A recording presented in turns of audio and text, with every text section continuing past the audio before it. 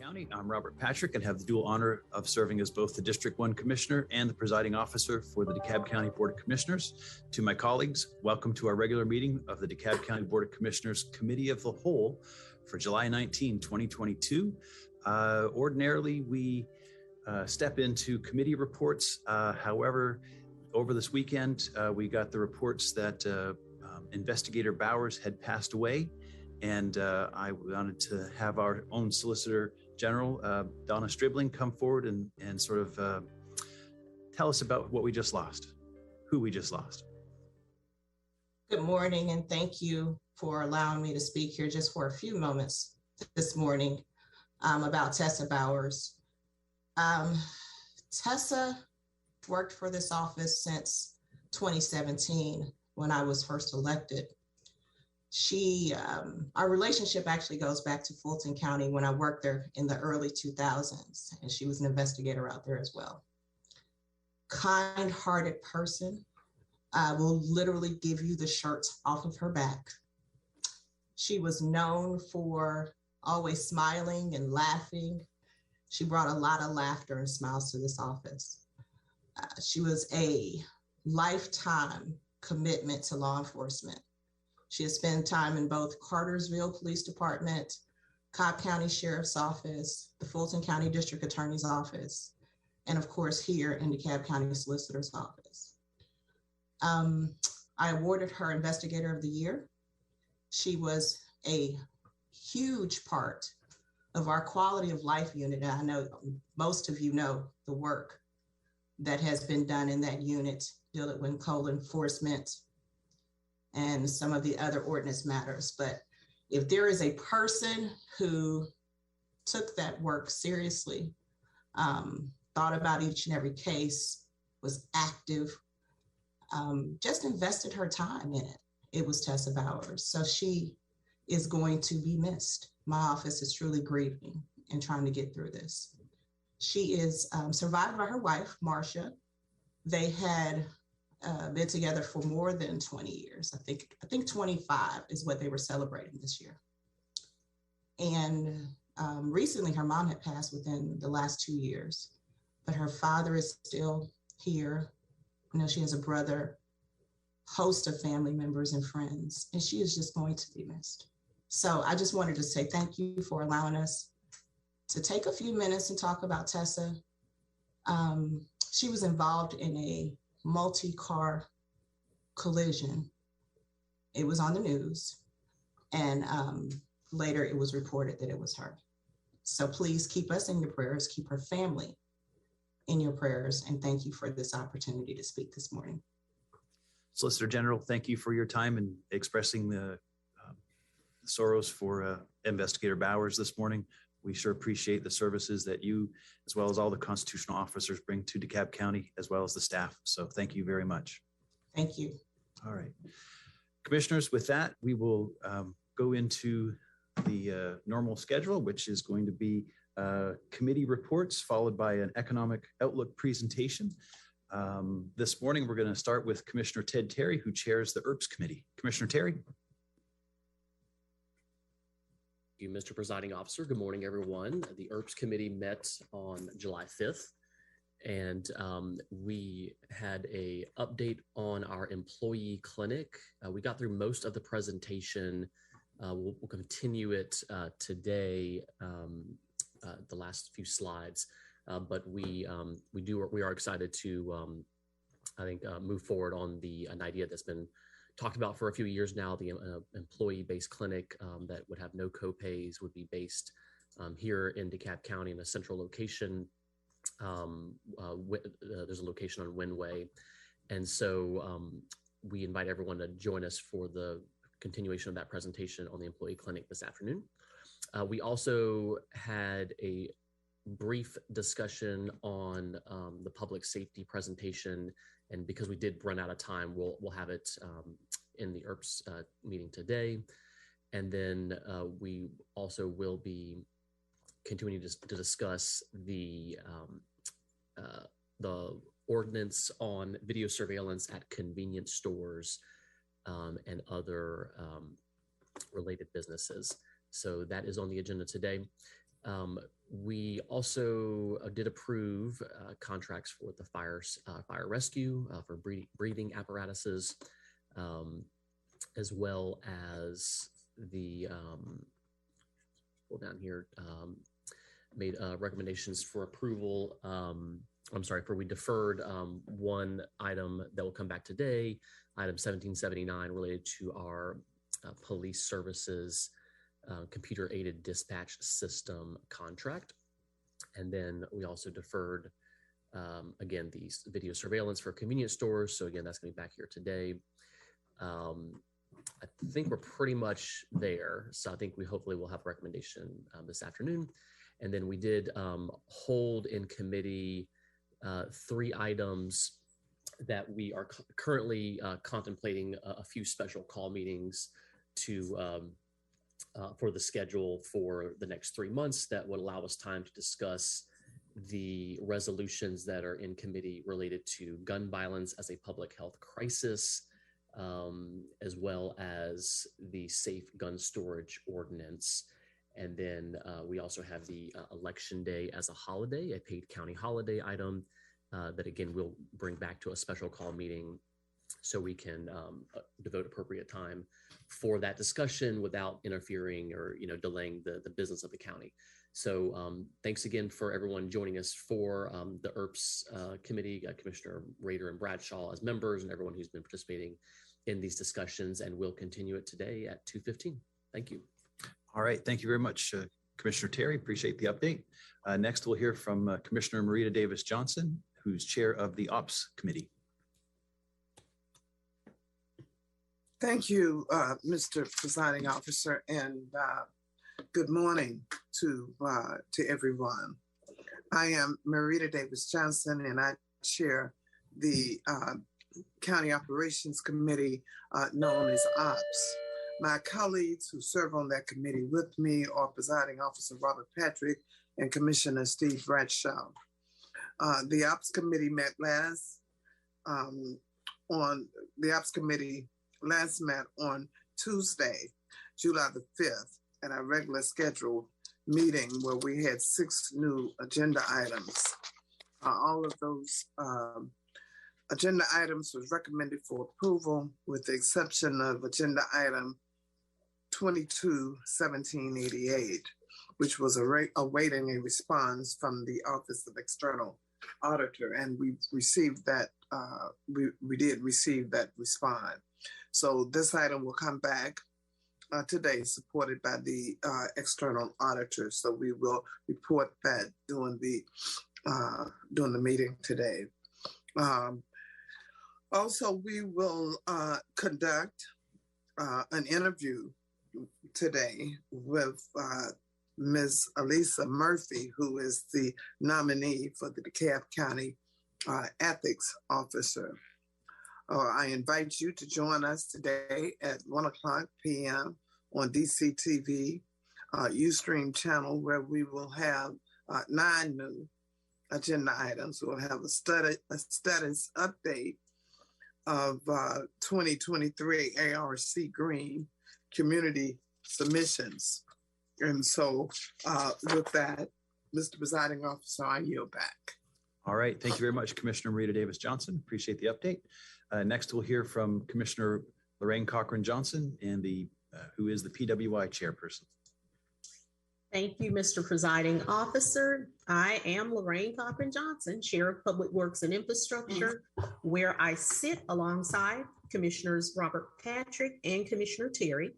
Our last meeting was actually held on July 5th, and during that particular meeting, there were 10 items that came before Public Works and Infrastructure. And at this time, I will give you a quick rundown of those items.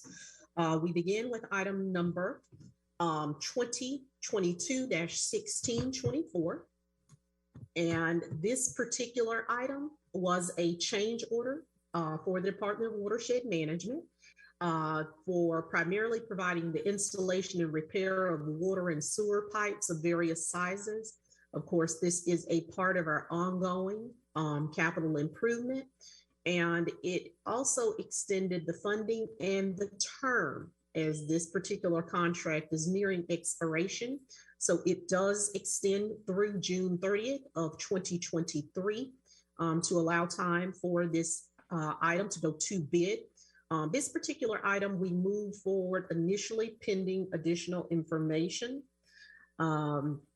Information was received. However, it will be coming back to committee today. It was not approved at the Board of Commissioners meeting.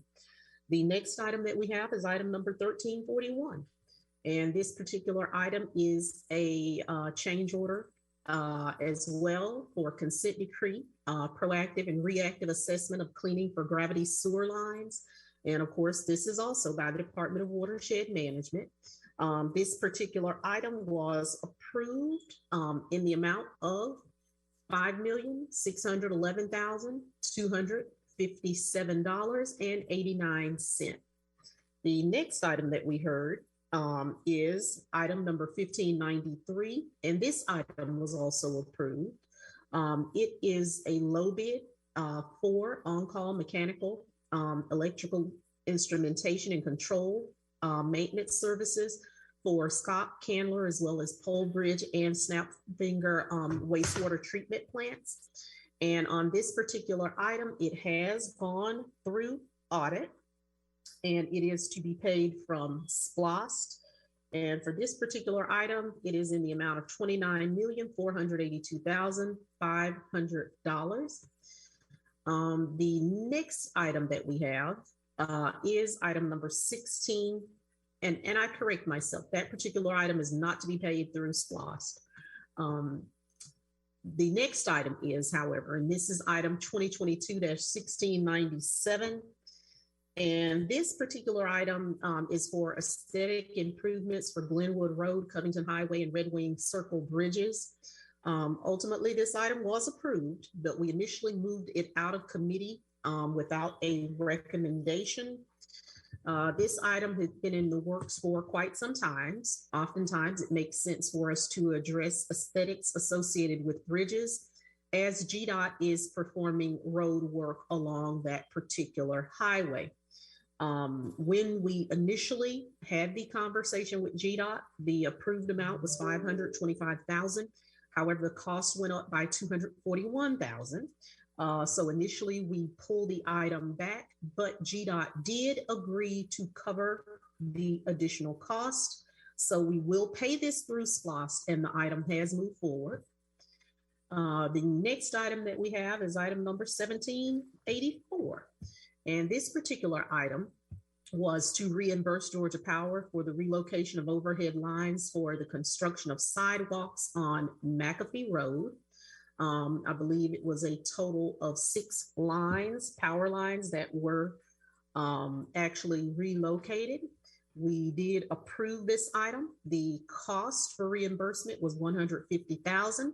And we're excited because we can now begin the installation of sidewalks along McAfee. Next item we had was item number 1664. And this particular item was approved, and it was a standard low bid.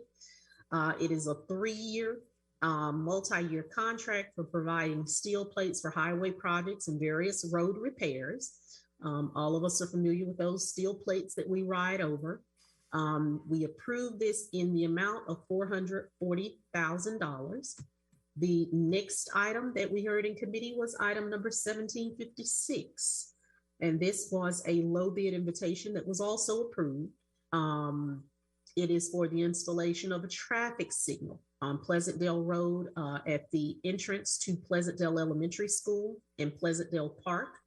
And it does also include some road striping and minor sidewalk work. Very excited to move that along for the safety of children. And this was in the amount of $179,722.10. The next item that we heard was item 1782, and it is a ratification. Ratification means the expenditure is already taken place, but now we are approving the payment. This ratification was for emergency debris collection services for use by Public Works and Sanitation. It retained Russell Landscape. and it engages Russell Landscape from July 1st through December 31st. It was initially brought to us in the amount of $1,950,000. However, we only agreed to ratify through the end of the year. So that reduced this contract amount to $975,000. This is being done to alleviate some of the issues that some of us are aware of associated with the removal of debris as scheduled at residential properties. So there was a lot of discussion there. But next item we heard was 1783, and this was a cancellation of contract for consent decree design and engineering services for Flat Shoal Trunk Sewer Relief Project. And it was a termination for convenience. Next item, and the last item that was actually heard, was item number 1785.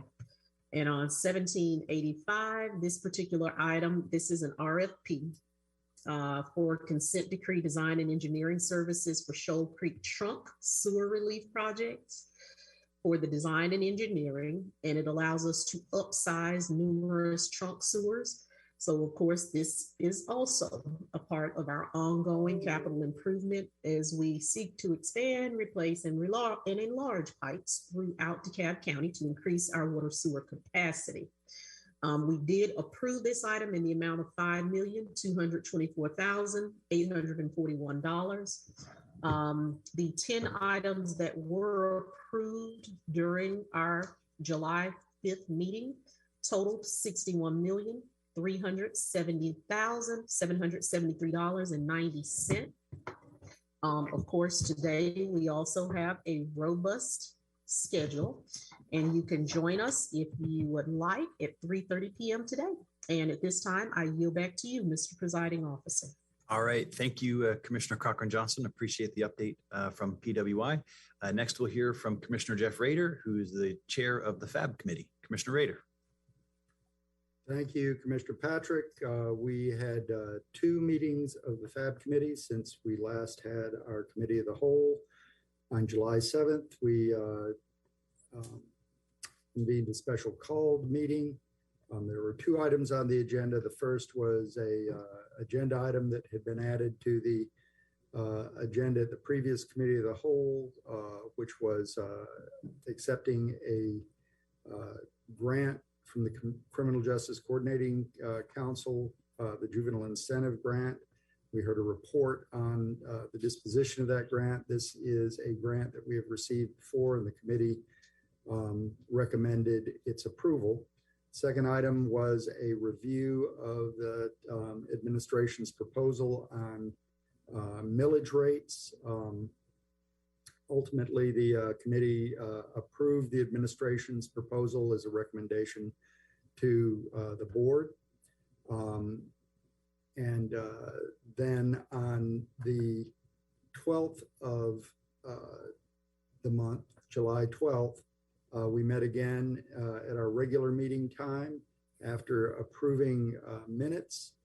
The committee addressed several, first had an interview for a candidate for the Oversight Committee for the Office of Independent Internal Auditor. We interviewed Ms. Gloria Gray, who was had a great background in the field and was well qualified. Ultimately, we did not return to the item, and so there will be no recommendation to the board from the committee, but I will move the approval of her appointment based upon my reading of the interview that we had. And then we dealt with several other agenda items. One was a cancellation for convenience for a Office of Juvenile Justice Delinquency Prevention Program. The contractor lacked capacity to deliver on the specifications of the contract, and so the committee recommended canceling that contract.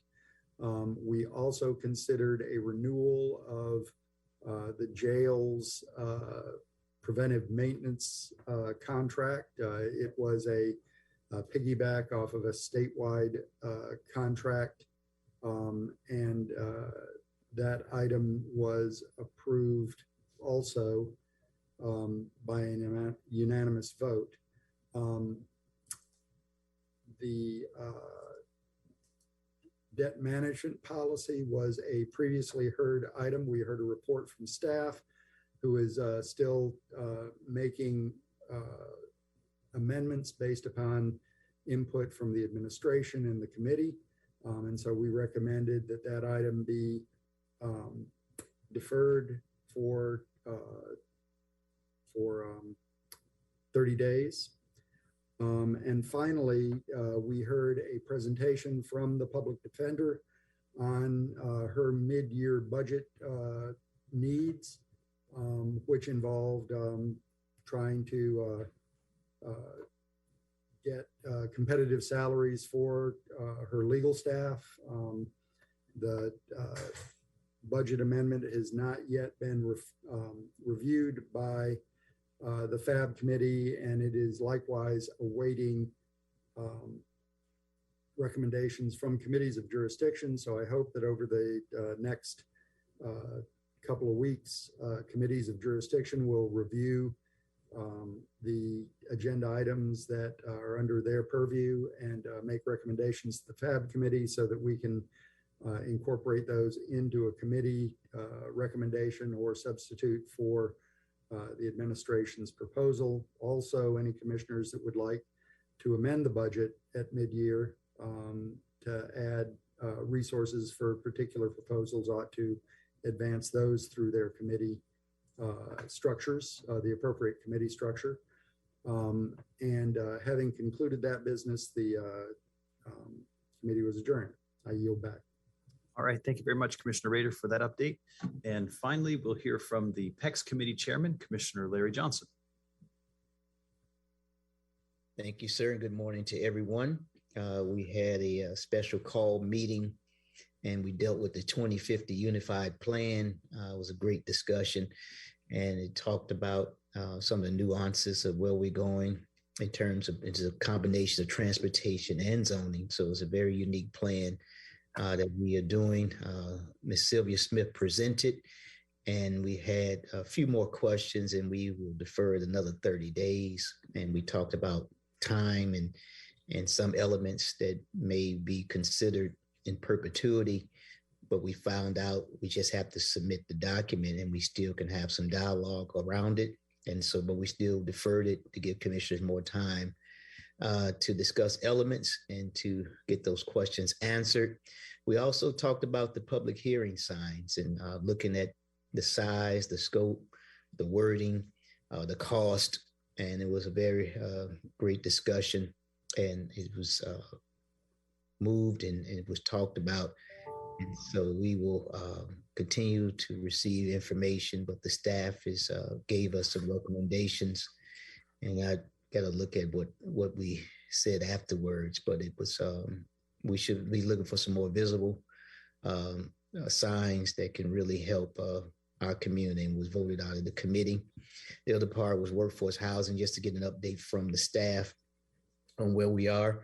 And so it'll be coming on the agenda and deferred for about 60 days to get input from the stakeholders and community, as well as the commissioners.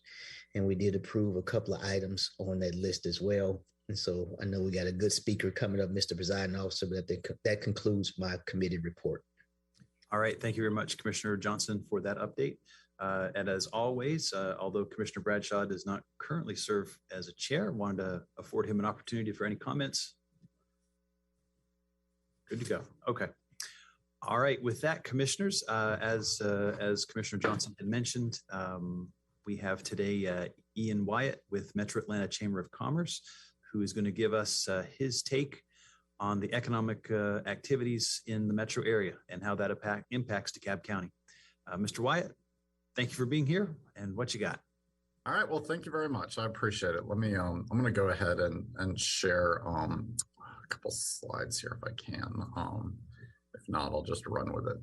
I think generally right now, the economic outlook for the city and the metro area as a whole. So we, by the way, Mac, if you don't realize it, obviously we try to live up to the metro area name. So we represent all 29 counties of the metro area. Some of the data I'm looking at doesn't quite get every single one of the 29 counties, but certainly DeKalb is one of those core counties we think about a lot. By way of background, I actually joined from Bank of America. So I spent 10 years in commercial lending strategy and analytics doing economics and macro forecasting there. And prior to that, I was actually at the Bureau of Labor Statistics doing their long run forecast. So I have a background both in government. I've been on that side. I've been private sector. Now I'm doing nonprofit here, and happy to help and answer any questions that I can. Fundamentally, Mr. Wyatt, I'm sorry. You should be able to share your screen, but we aren't seeing it. Okay, yeah, let me go ahead and get that working real quick here while we do that. Fundamentally right now, the data is, I would say, confusing. it would be we're at a weird point in the data. Right now, economic growth is definitely slowing. Can you guys see my slides, by the way? Are you seeing them? We can. Okay, good.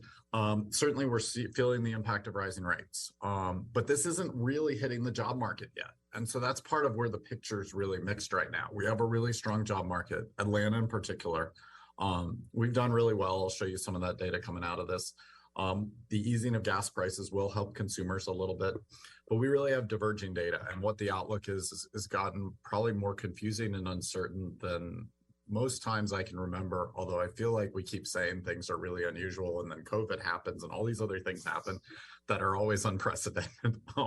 So part of the life as an economist is trying to deal with stuff where you're dealing with data that's really outside of what you've ever had historically. But we'll jump into a couple of things. So part of what I'm saying confusing is right now, you saw in first quarter, GDP was down 1.6%. This quarter's tracking to probably be not quite as bad, but still negative. At the same time, GDP is always published with something called gross national income, basically how much money people are making. That's up. That shouldn't be up. Normally those two move together. So no one's really sure which direction the economy is moving right now. And we created 2.7 million new jobs over the last 6 months. We are definitely seeing tighter conditions in the financial markets. If you guys are issuing bonds, you may have noticed this, that interest rates have risen.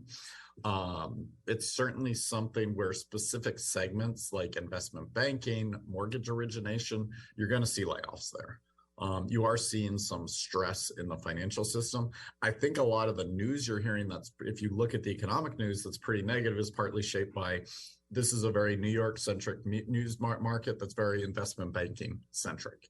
And having come from that world, I can tell you, that's, they almost think of that as the economy. It is an important part of the economy, but it's definitely not the economy by any stretch. Consumers are still paying their debts. Companies are still paying their debts. Loan defaults remain very low. We do have a little bit of distress at the deep end of subprime, where some pretty aggressive lending happens. Not subprime homes as we think of, but like subprime auto lending, as well as buy now, pay later. A lot of those things where it's like, oh, I want to buy a $40 pair of jeans and you're offering me to split it up over 10 payments. And somehow people who use that tend to default more on loans. How are we doing as a city though? This chart takes a little bit of explanation, so bear with me for a second. Basically, further to the right you are is who's doing the best year over year. So you can see only Atlanta's really outperformed our metro area in terms of job growth over the last year. And on this axis is how are you doing since COVID? So the country is almost back to COVID level of pre-COVID peak employment. You can see a lot of our Sunbelt peers are also above pre-COVID peak employment. You can see what's really slowed down the national economy in terms of jobs are some of those big coastal markets, New York, LA there. But you can see Atlanta's doing very well right now.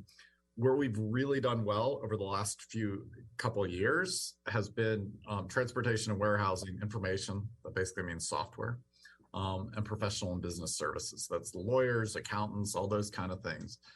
And the transportation and warehousing has actually caused problems for our manufacturers because they're just having trouble finding workers and competing on pay. We are seeing what's really positive, I think, going forward, and this is sort of a thing that I'm hopeful for over the next few months, is we are still seeing good transaction volume at restaurants.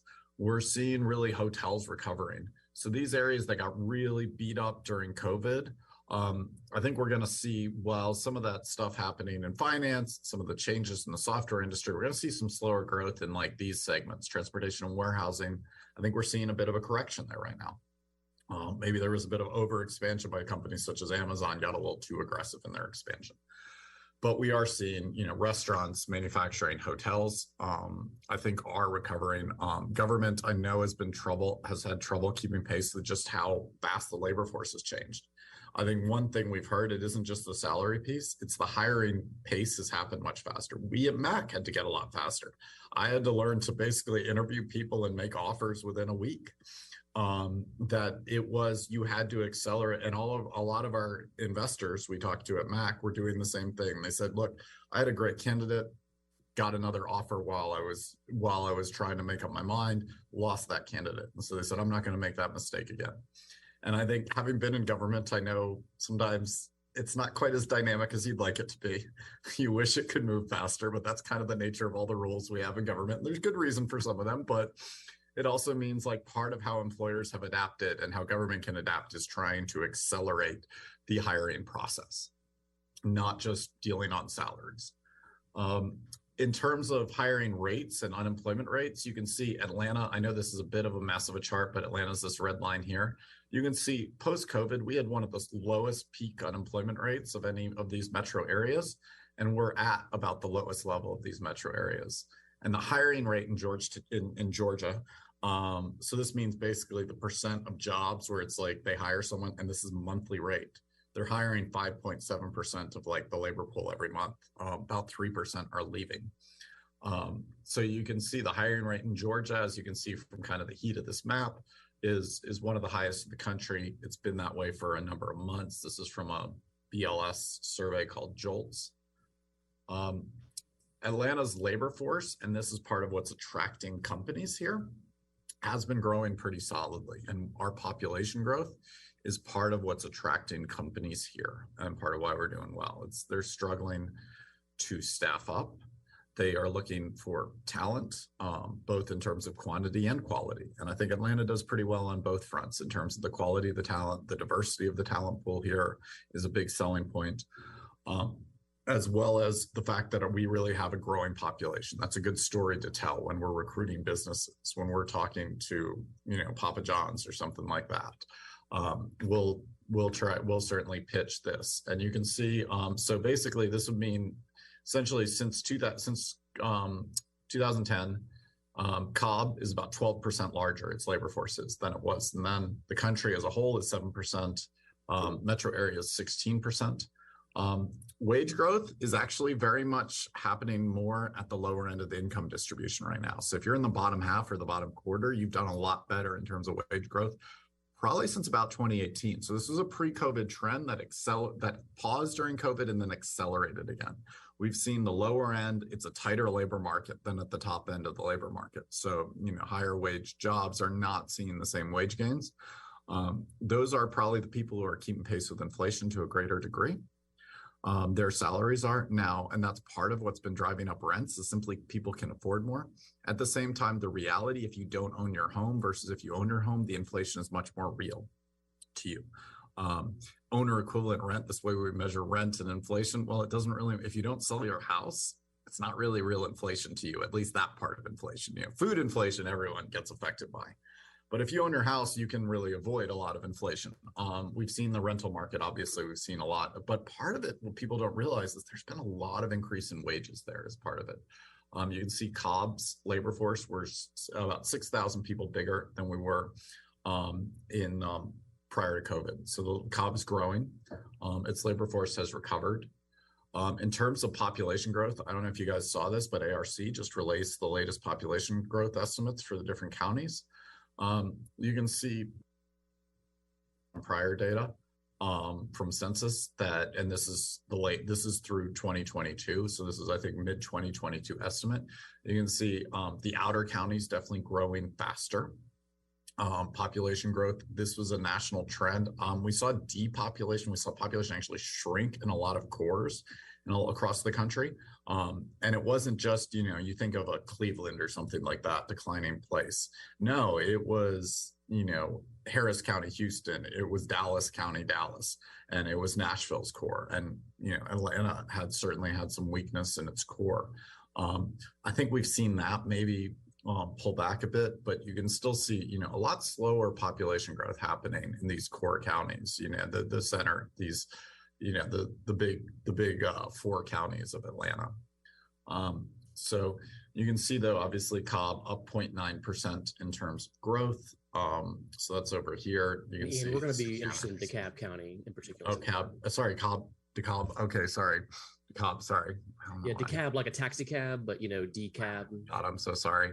I had a different email from somebody. My God, I'm sorry. My apologies. Sorry, DeKalb.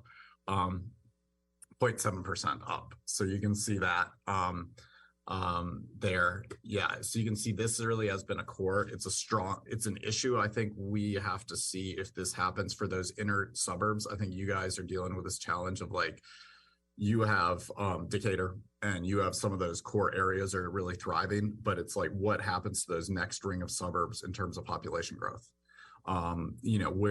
Those older suburbs, we see a lot of shift, and this is a nationwide trend, and it's a challenge I think we're all dealing with of how do we keep up the population in those suburbs and keep up the strength. I think the core of Atlanta, as you can see, Midtown is thriving. That certainly is driving population to be in near commuting distances.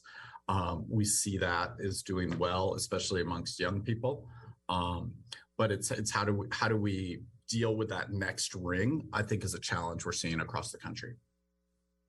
In terms of inflation versus population growth, I think this is an interesting idea. Why is Atlanta's inflation higher? Everyone's been kind of thinking this. I think the biggest thing we're happening is our shelter inflation. This is housing, the rent and owner equivalent rent has been higher in the metro area.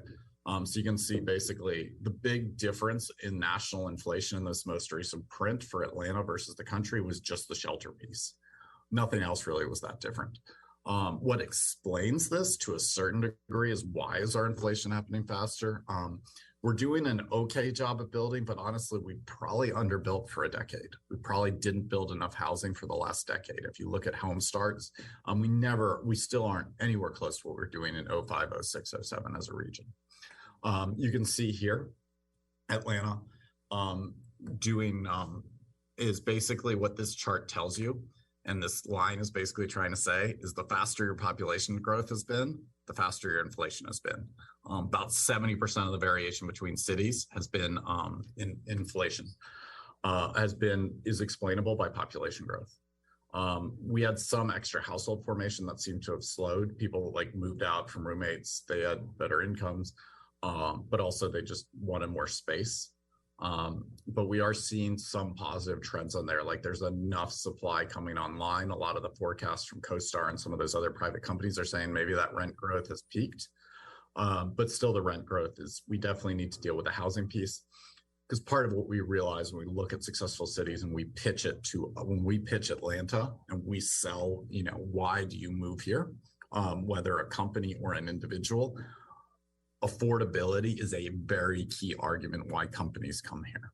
Our cost of living right now is about 4% above the national average, which puts us in line with a lot of other major cities, and is quite different than a Boston or a DC or a New York, obviously. But if we're losing that advantage, that really hurts our sales pitch, to be honest, pulling companies in here, if we don't keep up. And I think a big part of that is we just have to keep finding ways to build more housing and maybe more density, because obviously we have a lot of mature areas now, a lot of areas that are pretty full. So we have to figure out ways to add in that. In terms of what are we seeing in terms of the latest transaction data, this is for the Atlanta region. This is credit card spending data we get from Fiserv. And you can see here in terms of restaurants, we're still seeing, volumes up in the Atlanta region. You can see metro area is sales are up and ticket prices. So we're still seeing, good data on the restaurants are making gains in terms of, and and it's still like the quick service restaurants are really doing well. And this is like the national chains. We can see obviously air travel is up, hotels are up. This is really where consumers have shifted. Consumers have shifted away from durables. So, longer lasting goods. So that's like hurting the Amazons of the world. That's part of where we've seen the Amazon pullback. We've seen excess inventories at Walmart and Target talking about we have too much in the way of inventories. They're not talking about food products there. They're talking about televisions and things like that. Consumers have pulled back from there, and this is where they're spending their money. So we are seeing that. So anyway, I wanted to wrap it and just give you a chance for questions. Apologize for the confusion. I had 2 competing emails at the same time, and I guess I got one mixed here. All right. Ian, if you could flash that back up, that last slide up one more time. A little technical difficulty here. The question I've got for you is if I saw that graph correctly, we still haven't reached the air volume from Hartsfield that we had before? No. I mean, a big part of that, to be honest, is what's happening. Sorry, I apologize for bumping the wrong key here. Is international. The international, and that's coming back quickly now that a lot of those COVID tests have been waived and whatnot, and business travel. I think convention business, we've noticed, here we're getting pretty close to normal down, and we're downtown. So it's very noticeable. The convention business is a very noticeable piece of the hotel business right around downtown. And the streets feel a lot nicer when there's a whole lot of people here. It's a lot more pleasant when you see the restaurants full and everyone happy and hanging out. Right. But general business travel hasn't really come back as much.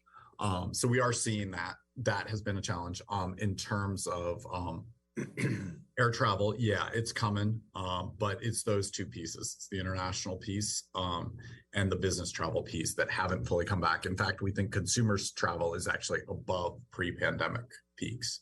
It's just those competing trends. Gotcha. The other question I had for you was getting into the slower growth within, I guess, DeKalb County in particular. When you compare us across the country, is it density? Is that what's driving growth in a lot of the other areas around the country? I'm really curious. I mean, we're going to have Zillow's chief economist here in a couple of weeks. So I'm certainly I was literally writing my questions for that and got to ask her about what are you seeing in the data as well? Because I think, yes, nationwide, we are definitely, this is not an Atlanta specific issue. I don't think this is a DeKalb specific issue. I think it is, partly the appeal is, okay, there's lots of empty land, farmland. You can build a massive development. You go up to Cherokee or something like that. There's just space and it's easy to add a bunch there. Whereas DeKalb has to be a little more creative, I think, in terms of adding population. But at the same time, too, I do wonder if sort of some of the frustrations with living closer to the city, I think there has been a little bit of a shift in a mindset of people. And, how do we make it appealing? How do we keep it, how do we revitalize some of that next ring of suburbs, the ones that aren't really, aren't fixing up, people aren't investing in and are more in a tougher spot. To a certain extent, I think the growth of Midtown is obviously very healthy for them long term because you're just having reasonable commuting distances and the strength we're having here in terms of the core. But it's definitely a nationwide challenge we're seeing for those areas. Okay. All right. I'd like to open the floor up, and I see Commissioner Rader, you have your hand raised. Thank you, Mr. Presiding Officer. And Mr. Wyatt, if you did have some call out statistics that we would appreciate for DeKalb. So if maybe if you have an alternative presentation, you could share it with us. Yeah, no, I apologize for that. Yeah, in terms of employment, sorry, we had crossed email there. Yeah, I understand. So I'm interested in the media production sector, which is an area that DeKalb has excelled in over the past few years. Can you tell us a little bit about your observations there? Yeah, I mean, if you look at long run, it's better to see it over a 10-year time horizon, partly because the quality of the data on there gets a lot better. When you're getting down to niche stuff for government data, you maybe need to do a bigger time horizon and stuff. we've seen that over the last decade been a huge growth engine. I think it's I want to say it, I looked at it yesterday, I want to say it quadrupled in the region. And depending on how you define media, but like film production, music production, I think the other thing like software production, gaming as well. That definitely has been something where we've seen a lot of activity. It's also obviously been a revitalization thing for old warehouse spaces. They like some of those old abandoned warehouse spaces often have been where studios have been looking. We've seen that as a positive trend. Certainly, I think gaming has had some concerns, like this is manufacturing games, so building games, and people underestimate just how large an industry that is as well. About, the consistency of the tax credit issue there. That's certainly something we've heard from investors a little bit there, and potential investors, basically, companies looking to potentially move here. But that has been a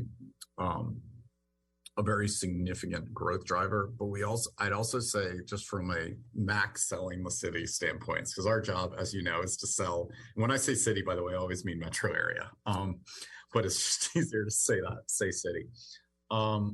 It's cool. Like, coolness sells a little bit. Like, that's part of what we sell to companies.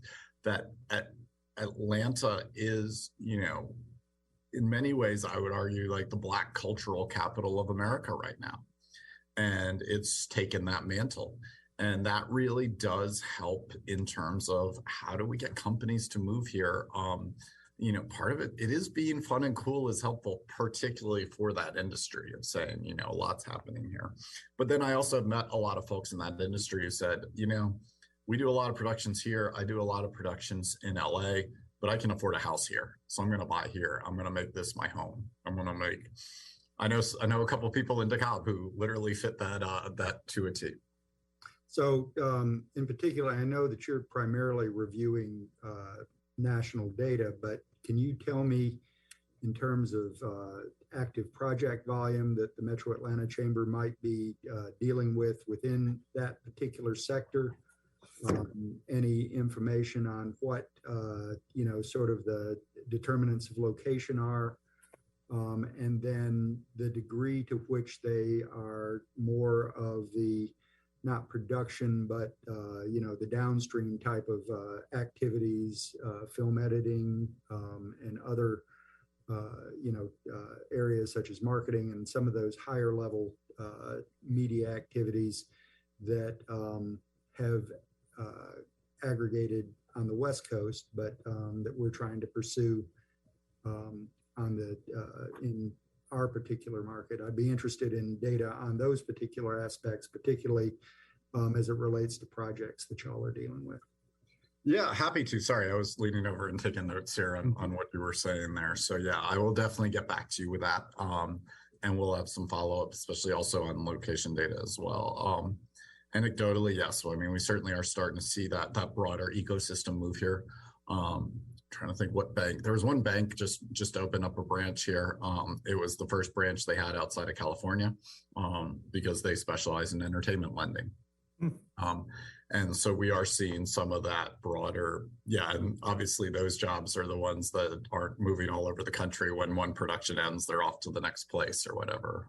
Those are much more stable in some ways. But I'll get back to you in terms of data we have on there specific to your county, also to the region as a whole, and see, how's the county doing relative to the region as well.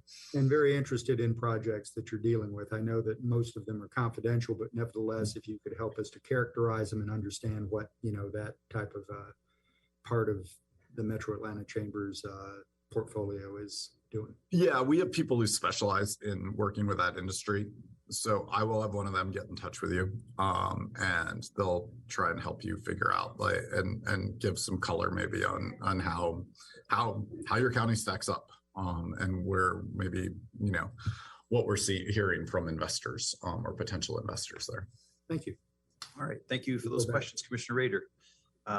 Next order I see people, Commissioner Terry, followed by Commissioner Larry Johnson. Commissioner Terry. Thank you, Mr. Presiding Officer. Thank you, Ian, for the presentation. One comment, one question. First comment regarding just some 11 Alive news article that said that Georgia was the 11th worst state to live in, but the 10th best to do business. And I thought that was a very interesting dichotomy. And the comment I wanted to make is, in the past, the Metro Atlanta Chamber has taken a more firm stance on some, more ideological political issues when it sort of risked that friendliness to business.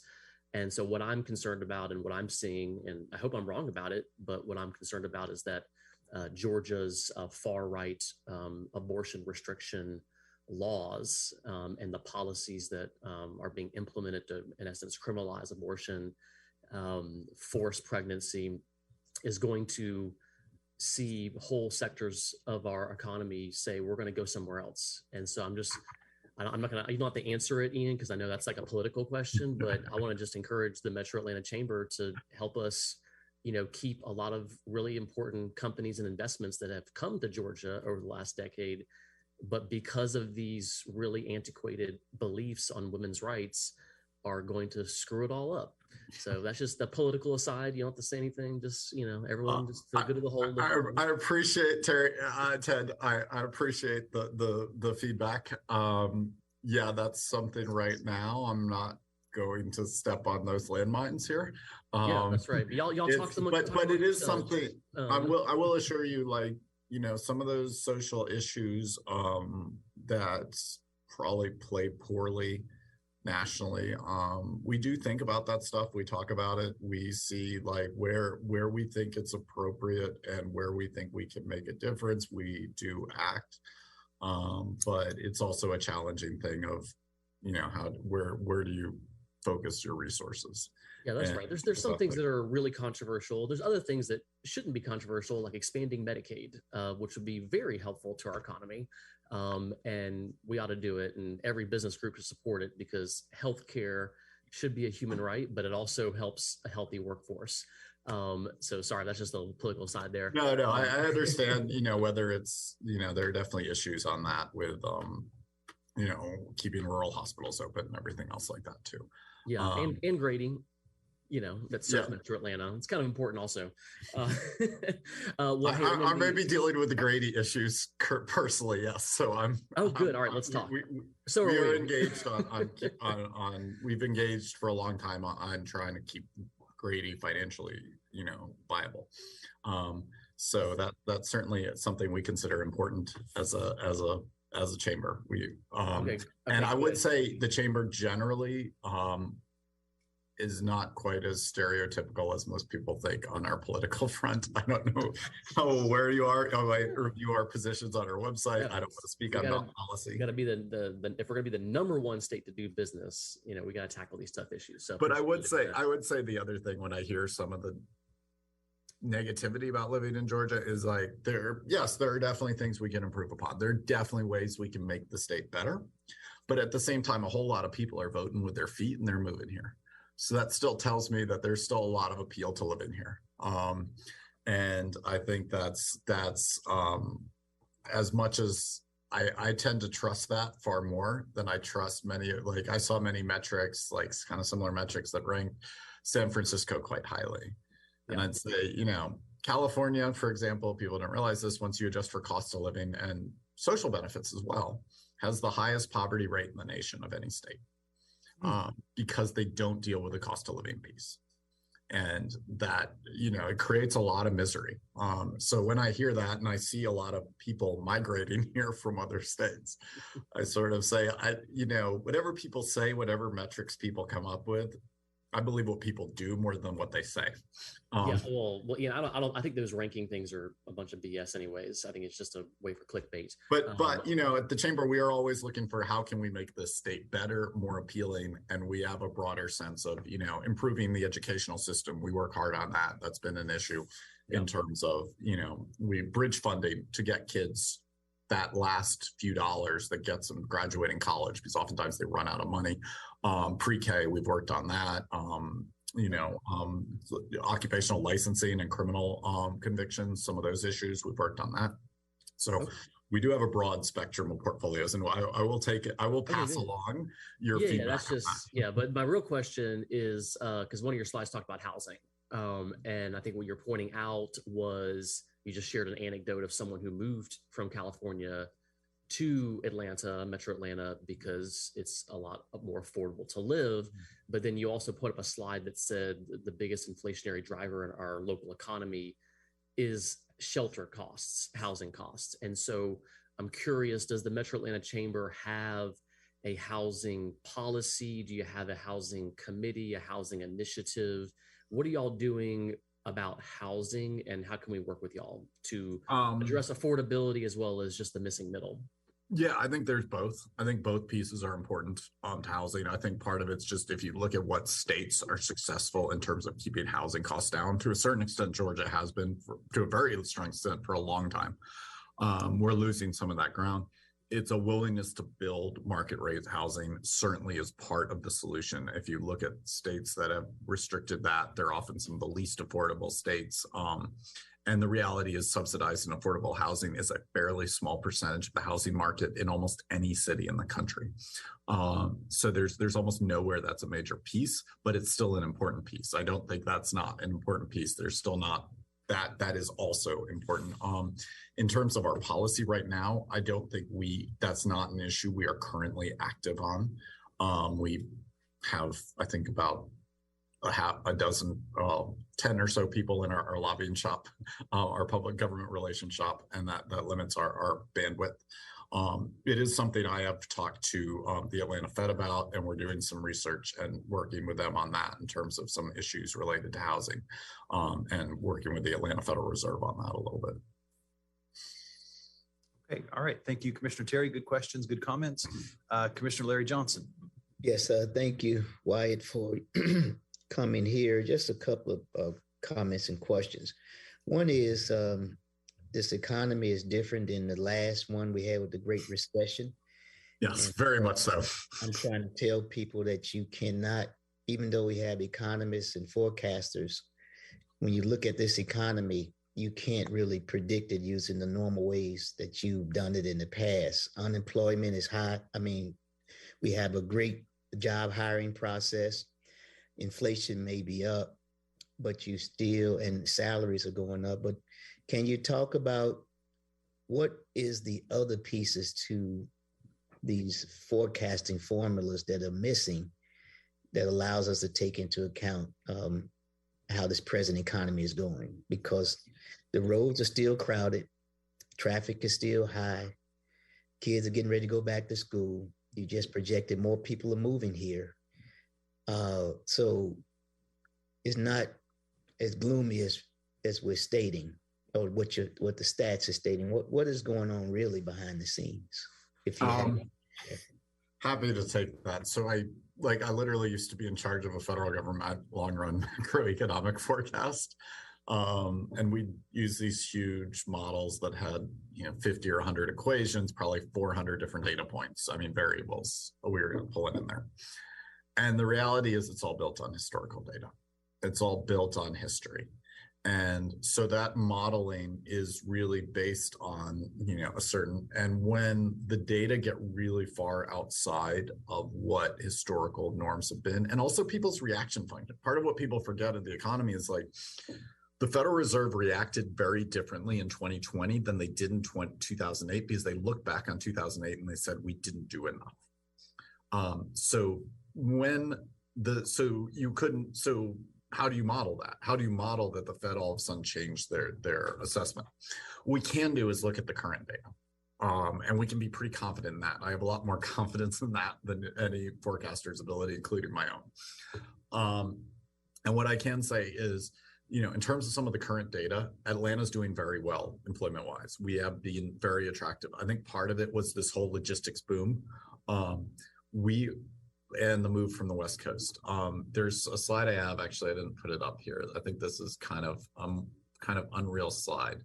But right now, we have 41 million square feet of industrial space under construction in the Atlanta metro area. we're a top 5 market in terms of that. And basically 5%, basically the market's set to grow 5% the size of that market. And yeah, this stat, 10% of all industrial construction in the country is on the I-85 corridor. And that's just that. And what that doesn't count is the 2 fastest growing markets, small markets for warehouse space, are Savannah and Charleston. So you've seen like this logistics piece, which creates a ton of jobs. You just have to realize, that all those stats of Atlanta's way further west than most people realize, despite being on the East Coast. We are much further west than most people realize. We're west of Detroit. And that puts us very central to about 75% of the US population was within a 2-day drive, 2-hour flight of us. And what that meant is, and the fast growing population around here and all along the I-85 corridor, Charlotte, Raleigh, Greenville, Spartanburg, all of those cities are absolutely thriving right now. And we're sort of the biggest and most obvious market to put your warehouse in. And so, yeah, that's really what we can trust is that data.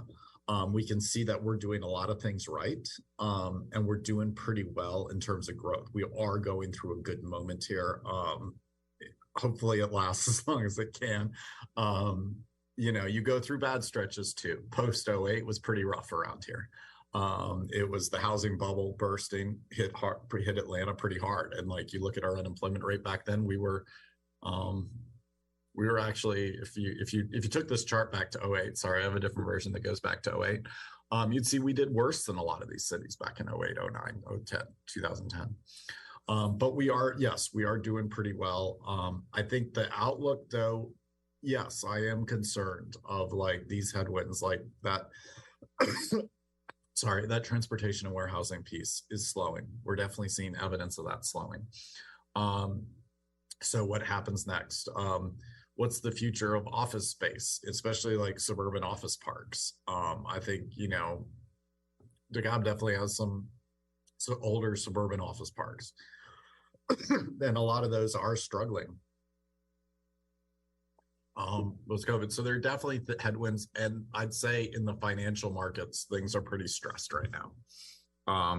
A lot of banks lost a lot of money recently, and you don't realize it from their earnings reports because they have a whole lot of mortgages they put on their books. They buy these mortgage-backed securities products at, say, 3% interest rate. And if you sell it when rates are 3%, you can make basically your money back. But when rates go back to 5%, you have to discount it a lot because it's not paying you nearly the same interest rate. And so banks have gotten cautious in terms of buying mortgages. That drove up mortgage rates because they have a lot of losses on their books they haven't recognized because of the way they do accounting. And so we are seeing pockets of distress in the financial markets there. And those do tend to translate down to jobs to a certain extent and also just financing conditions. So there are some headwinds out there that I am really concerned about. And a lot of recession models are flashing pretty red right now. Recession, but also honestly, having built recession forecasting models, they're not the most accurate things ever. I will say, like, it's a very hard thing to model and forecast recession. So we can say is we're doing very well right now. Atlanta is doing a lot better than the country. And I think we're in a really good stretch and consumers are still pretty healthy. The job market's still pretty healthy. Don't be quite as negative as what you're hearing. But yeah, these data points seeing like GDP going up, down a bunch when income goes up. Yeah, that makes no sense to me. That's not normal. So it tells me one of these is wrong. One of these will be revised later, I predict. I'm guessing GDP will be revised up a good bit later, but that often happens years down the road. But I think it is, the outlook is definitely concerning right now. Thank you. Thank you, Mr. Presiding Officer. Thank you, Commissioner Johnson, for those questions. Commissioners, any other questions? No, seeing none. I do have one last question for you, Wyatt. If you had to guess, what was the impact of our trade policies on the current inflation that we have? As in, if it's more expensive to bring things into the country, be those raw materials or some type of finished product, how does that affect the inflation rate?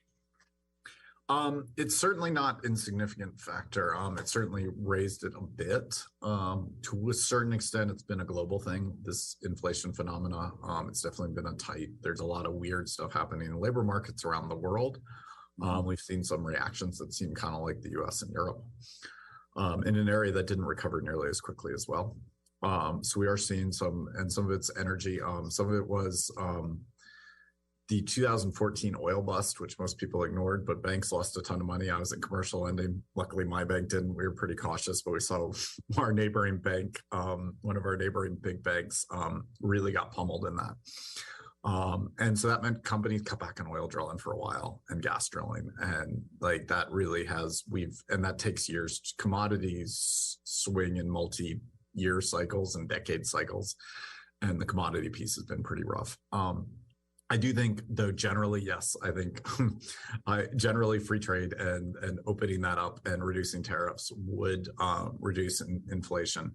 And also just in terms of regulatory burdens obviously we saw in formula, we saw how those regulatory burdens meant that when there was distress in the US market, we couldn't quickly shift supplies from Europe, for example. So it's not just the monetary piece of tariffs I'm talking about as well. Gotcha. Okay. Well, Ian, listen, I really appreciate you making your presentation to us. I'd tentatively like to have you come back maybe next year. And I'd love to come back.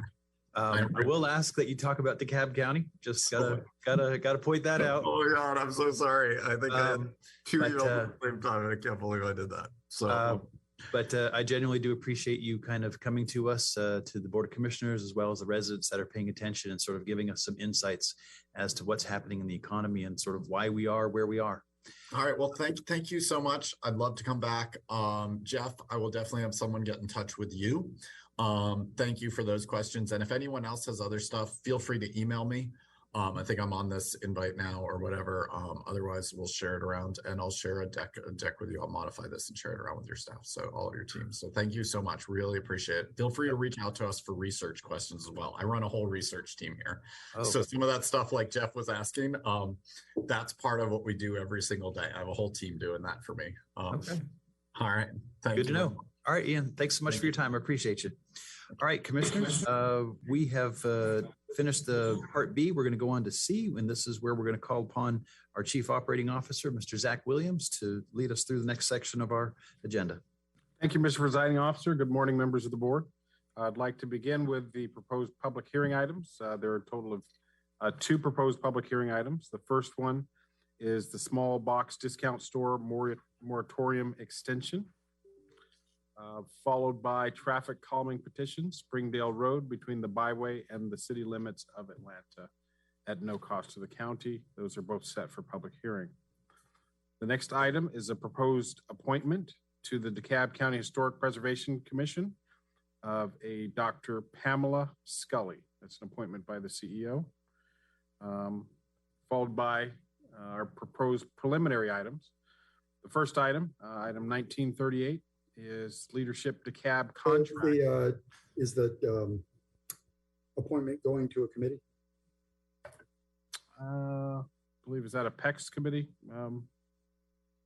It would be, right? Yes. Sure. Yes. Okay. Thank you. So 1939 is an appointment directed to the PEX committee. Thank you, Commissioner Rader. The next item, 1938. Leadership DeKalb contract, $150,000 contract over 3 years. I believe that is set for a committee this afternoon. Was that? An ops. That's an ops this afternoon. Thank you, Madam Chair. Next item is item 1879, amendment to the DeKalb County Fire Rescue medical director contract. This amendment allows the medical director to be the advisor for the police department regarding the use of Narcan. I believe, is that set for ERPS this afternoon, Mr. Chair? Or it could be consent. Yeah, ERPS is not meeting this afternoon. ERPS will meet next week. Oh no, it's today. But no, ERPS is this week. Okay, I'm sorry. Yeah, we can hear that in committee today. Thank you. All right. Thank you, Commissioner Terry. Zach, please go on. Next item, 1849. This is an acceptance of a grant from the Atlanta Regional Commission for DeKalb Senior Services in the amount of $2,109,586 at a cost to the county. So the county's match is $160,564. This is an ongoing grant that pays for case management, congregate meals, in-home services. Would you like to hear this, Mr. Chair? Would you like to hear this in PEX, or would you like it to go to consent? You're on mute, Mr. Chair.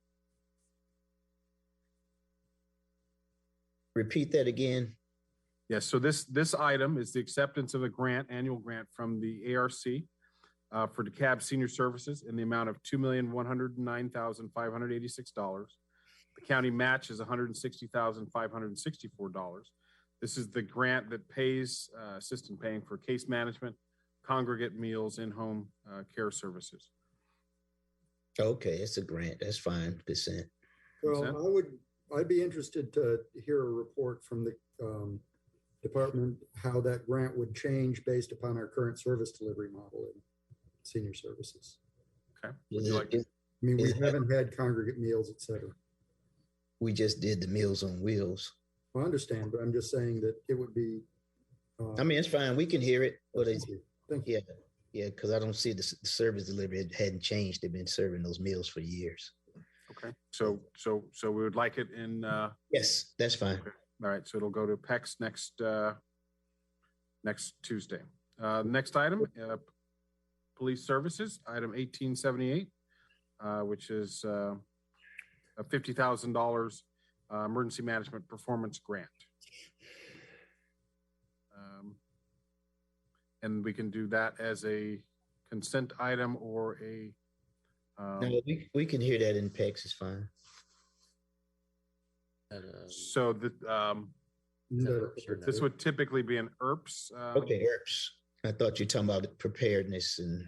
Is this a usual grant or is this something special? No, this is a usual grant. This is the 2021 emergency management. It's an annual grant.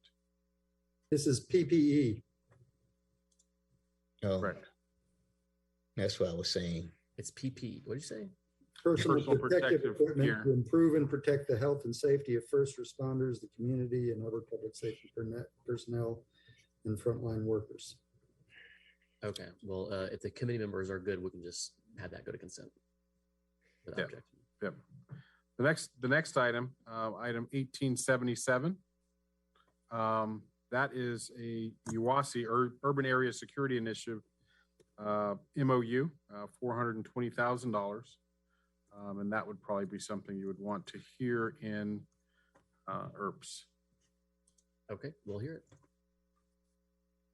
Okay. Thank you. Next item, Public Works Transportation. This is a transfer of property and permanent easement to GDOT for traffic signal improvements. Madam Chair, would you like to have that heard in PWI? Yes, it is on the agenda. It's on the agenda today. Mm-hmm. Okay, now we have the purchasing items. Would you like me to go through them or would you like the chairs to review their respective items, Mr. Presiding Officer? If you wouldn't mind, go through it and then we'll just have first item. Yes, sir. Yes, sir. First item, 1602, change order to contract number 1126717, payroll tax, wage deduction, employment verification, Affordable Care Act compliance. This is awarded to ADP LLC, an amount not to exceed $150,000, scheduled for ERPS, followed by two items for FAB, a change order to audit our contract for auditing services. It's a multi-year contract used by the department. I'll accept them both to my agenda. Okay. The first is $29,500, Malden and Jenkins. The second is $383,700 to. Okay. Next items. Mr. COO. Yes, Mr. COO, I've reviewed the items for ops in 1896, 1621, 1780, 1813, 1834, 1844, And 1851 is good for ops, and we're here this afternoon. Thank you. Thank you, Madam Chair. So we'll send all the items to op. 1896, I think we'll send to FAB, but each of the other items we'll send to ops, Madam Chair. Oh, I did say 18. Didn't mean to say 1896. Thank you, though. Thank you. Mhm. So next, we're at PECS. The first one, change order cooperative agreement for the Department of Recreation, Parks, and Cultural Affairs, awarded to Musco Sports Lighting LLC, not an amount not to exceed $733,047.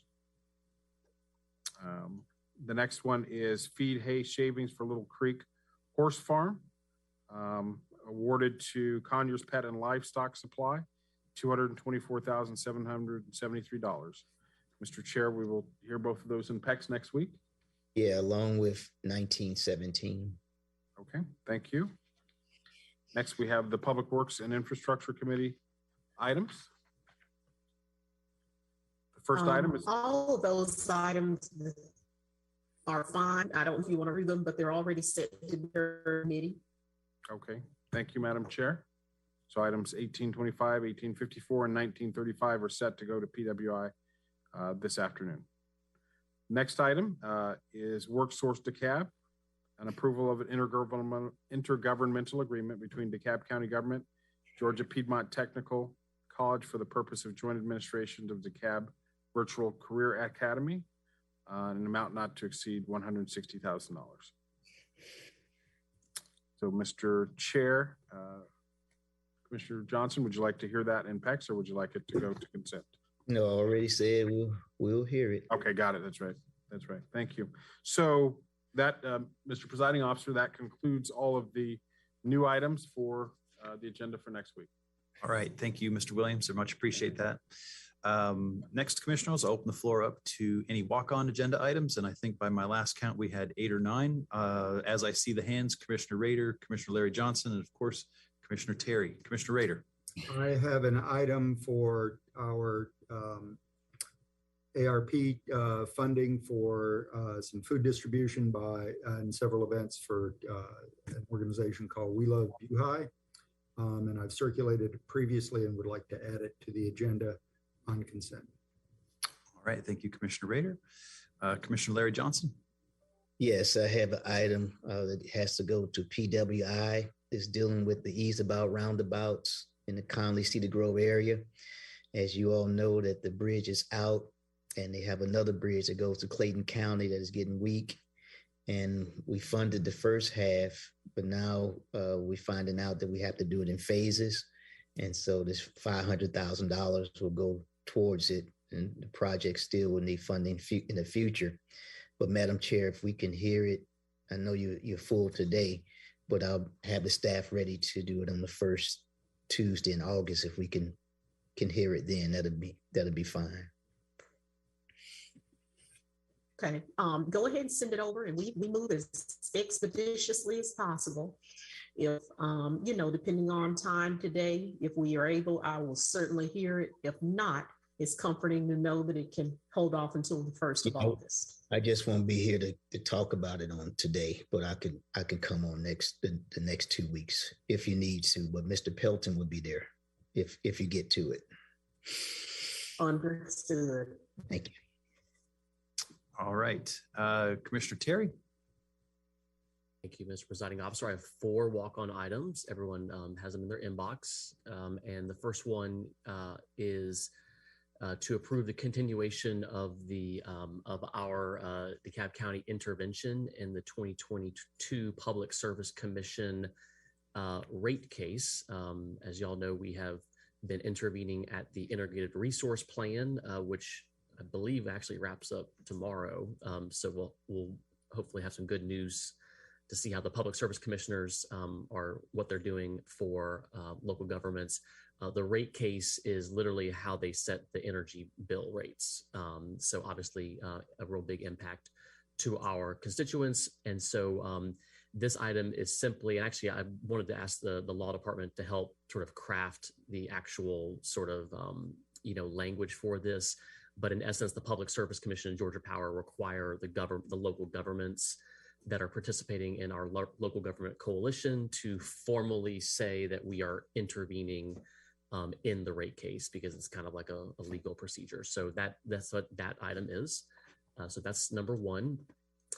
Number two is actually a rescission of a previous agenda item for the Soccer in the Streets Kensington Station soccer program. The original item from District 6 ARP funds was targeted towards infrastructure improvements for the station soccer program. However, the law department suggested that the programming would also be an appropriate use of ARP funds. And so I believe another agenda item, I'm not sure if we've already had on the agenda Commissioner Bradshaw or not, but it's sort of just kind of combining the District 4 and District 6 ARP appropriations for the station soccer program.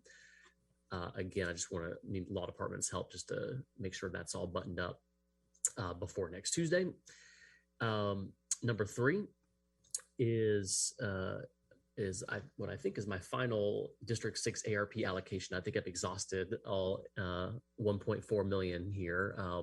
So this final one for the first tranche of ARP funds is to approve $100,000 from District 6 ARP to a new fund called the Brandon Hills Public Health and Public Safety Fund. We've been coordinating with COO Williams and DeKalb Police Department to provide some public safety investments in the vicinity of the Brandon Hills condominium complex. And so this fund, once it's transferred, will allow police services to move forward with some investments in that area. That is number three. And then number four is to approve a resolution regarding requesting a phase 2 environmental site assessment and a noise study for the Atlanta Public Safety Training Center development proposal. The resolution is in the attachment. And so if y'all don't mind reading that resolution, it is time sensitive since there are things underway at the proposed the Atlanta Public Safety Training Center development on City of Atlanta property, but in DeKalb County. And so the resolution has several whereases that set the stage, and then the further be resolved section has the action items. And so I would just ask that the commissioners review that, provide any thoughts or comments or edits or changes, and then that we would just take action on it next Tuesday.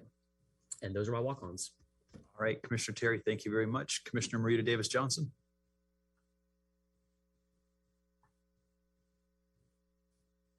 Thank you, Mr. Presiding Officer. I don't have any walk-ons, but I do have a comment.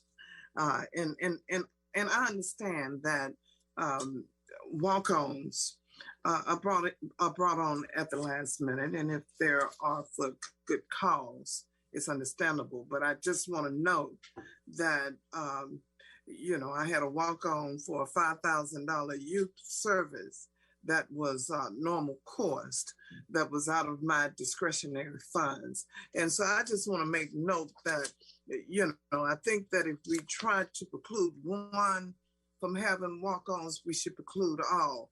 But I, for one, have no problems with walk-ons, especially if there is a need for it. And of course, if money is coming from your discretionary fund. So I just want to know that I've had objections to walk-ons, but there's no objections today. And commissioners are bringing on walk-ons. So I just wanted to note that. So in the future that we can be considerate of others when walk-ons are brought on because there's a reason for it. So just wanted to make that point. All right. Thank you very much, Commissioner Marita Davis Johnson, for those comments. Commissioner Larry Johnson.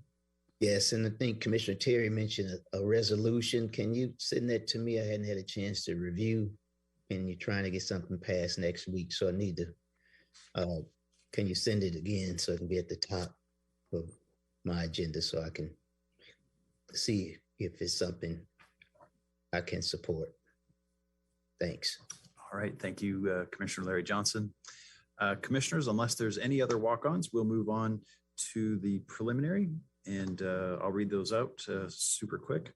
Under Board of Commissioners, we have agenda item 1902, approval of the minutes of the July 19, 2022 Committee of the Whole.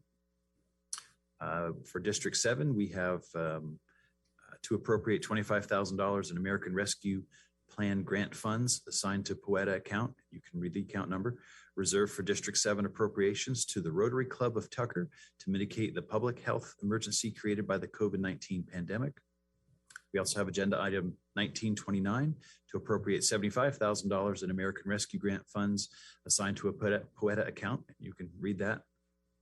Reserved for District 7 appropriation to frontline response to mitigate the public health emergency by the COVID-19 pandemic.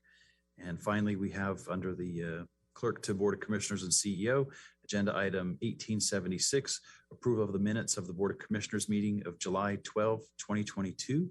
Again, those are going to be consent items. And at this time, unless there's anything else, Commissioners, I'd like to call on our Chief of Staff, Dr. Obang, to review the agenda. Thank you, Mr. Presiding Officer. Starting off, we have two public hearing items, 1866, which is the small box discount store, and 1822, which is a calming petition. We have a proposed appointment, 1939, that's slated for PECs. We have proposed preliminary items. We have 1938, a contract with Leadership DeKalb that's slated for ops. We have 1879, which is slated for ERPs. 1849 slated for PECs, 1878, which is slated for consent, 1877 that's slated for ERPs, and 1626 that's slated for PWI. For purchasing and contracting, we have 16002 that's slated for ERPs. We have 1845 slated for FAB and 1896 slated for FAB.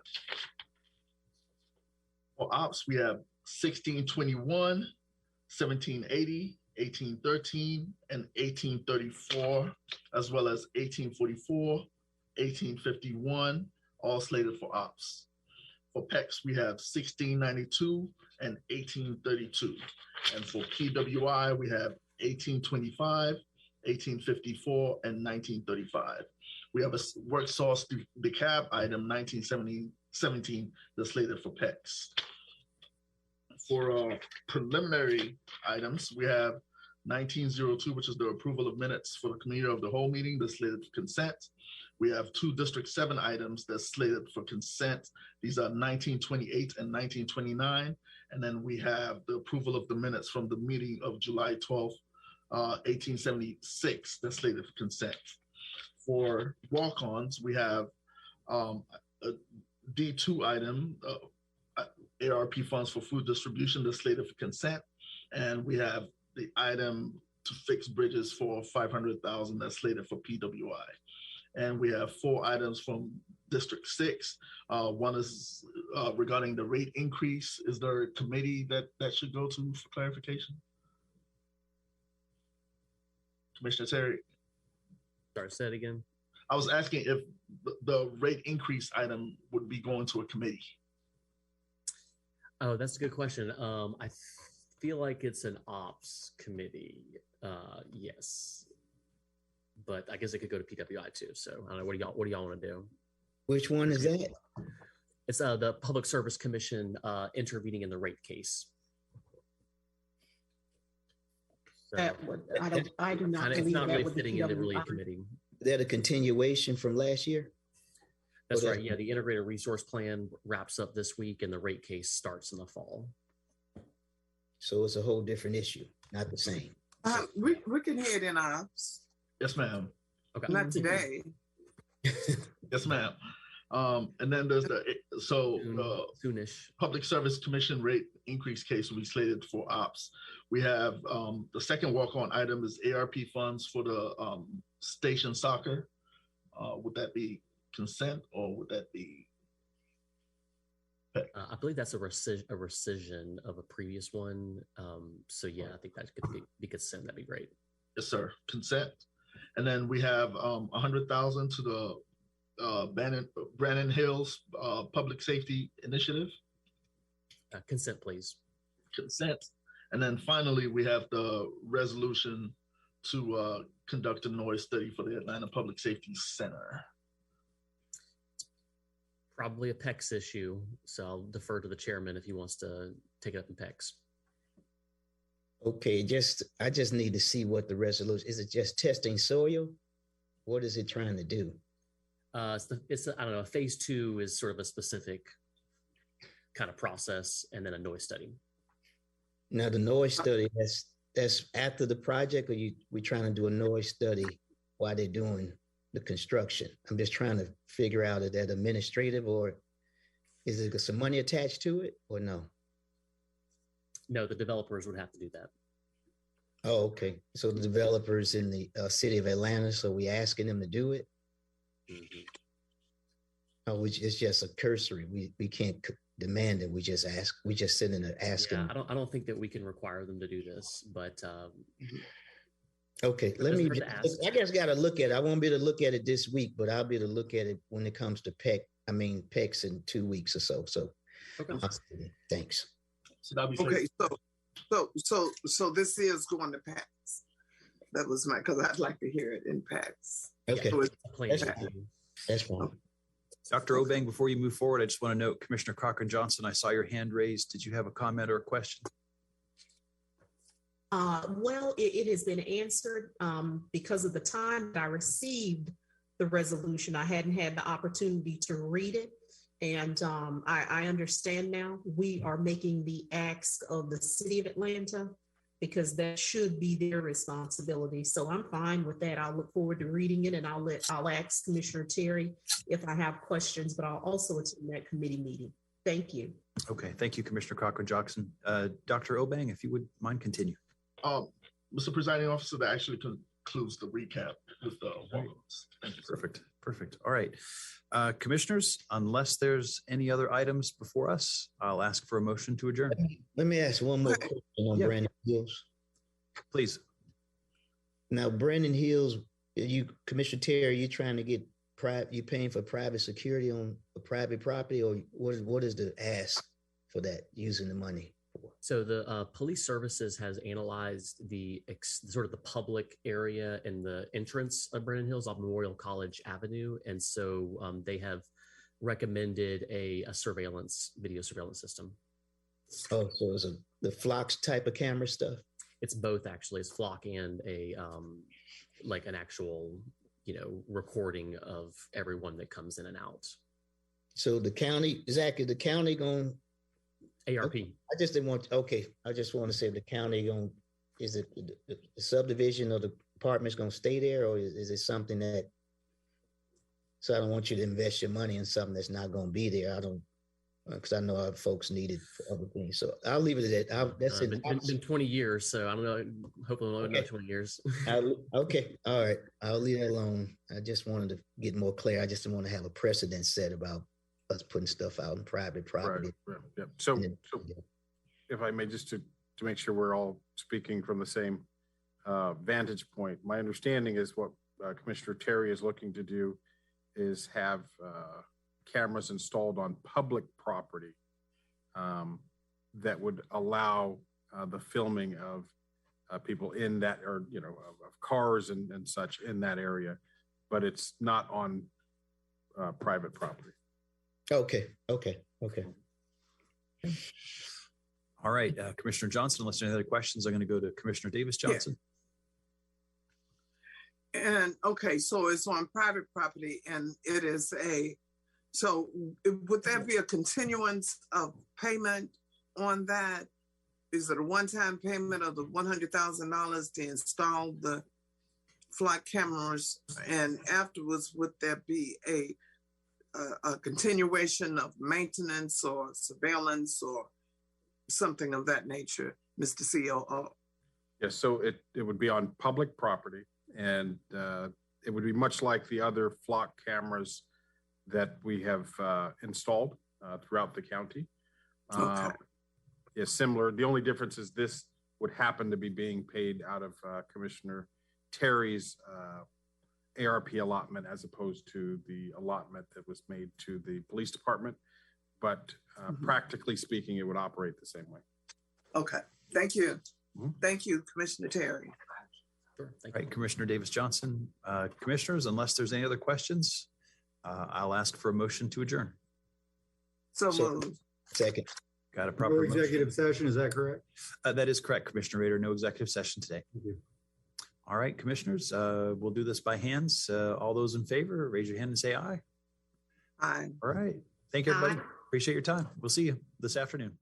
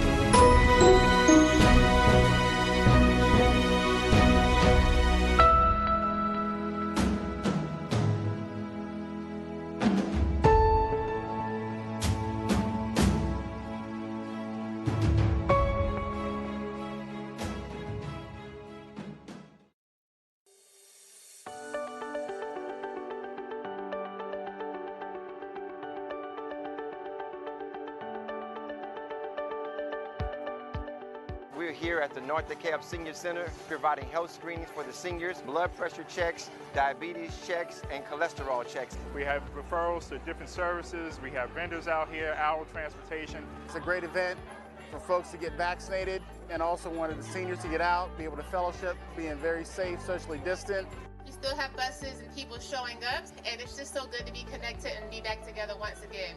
One of the things that's important for Human Services is making sure that our seniors are not socially isolated, that we continue to have events to bring everybody together and continue to provide them a safety net and resources to let them know that no matter what, even though we're in a pandemic, we're going to make sure that your needs are being met no matter what we got to do to make sure that happens. The seniors have been home, the members have been home, and somewhat having challenges with the virtual programming and just wanted to get together for fellowship. So many other centers are joining here today with us. So we have 4 neighborhood senior centers, DeKalb Atlanta, South DeKalb, Bruce Street, Blue Walker Senior Center as well, and perhaps Central DeKalb members and North DeKalb members all integrated into one. This is the first event we've had this large in quite some time. The pandemic took away some of that energy. We just want to make sure that the members are remaining connected and see how other seniors are aging. Aging my way is the theme, so we're happy to do this. This is a very comprehensive approach to not only protecting seniors, but protecting the community. We have the Board of Health out here just guiding us on how we can be safe.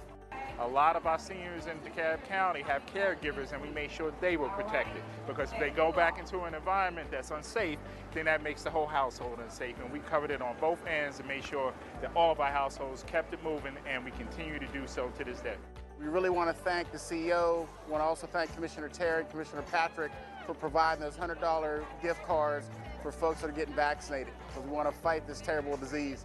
We want to say thank you to all the partners and the vendors, the DeKalb County Board of Health, Medicare, so many different vendors who are present. We want to connect the members to resources and keep them moving. This is a really great time for them to be able to get engaged and get information that they need to sustain them throughout the month and year and just for days to come. So we're grateful.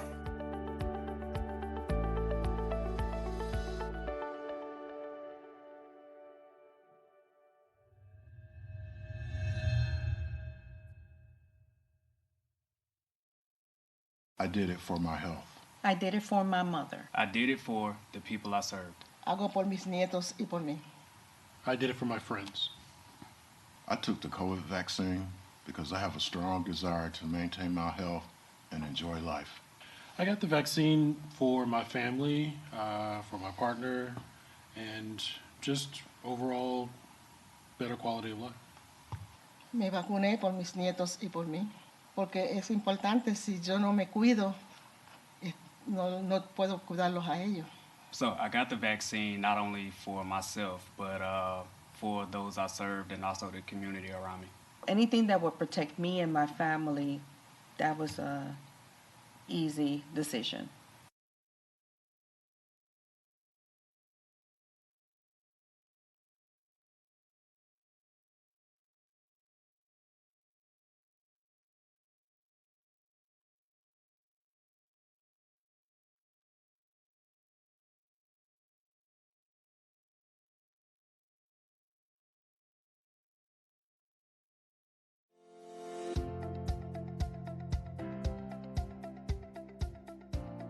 Welcome to the DeKalb County Courthouse. I am Chief Judge Asha Jackson, and I'm so glad you're here. Your safety is of the utmost importance. Please watch the video, which will give you specific instructions on how to stay safe while you're here at the courthouse. And please remember to wear your mask or face covering while you're here in the building. Again, welcome and stay safe. We are pleased to welcome you to the DeKalb County Courthouse and our partner facilities. Please know that your health and safety are our top priorities. In an effort to reduce the spread of COVID-19 while serving your needs, we have implemented several safety measures and protocols. Hello. If you don't mind standing right over here on this red tee. Guests visiting our facilities will be required to submit to health and temperature screenings prior to entry and security clearance. If you are ill or have been exposed to someone with a COVID-19 diagnosis, we ask that you remain home until otherwise directed by a health professional. Once inside our facilities, you must wear a mask or face covering at all times. Pay close attention to our signage and space markers to assist you with following proper social distancing guidelines. To keep you safe within our facilities, we have increased the frequency of cleaning for high-touch surfaces and common areas. You'll also find newly installed hand sanitizing stations throughout our buildings and floors for your use. What's more, the entire courthouse has also been outfitted with an air filtration system. You can't see it, but it's there protecting you.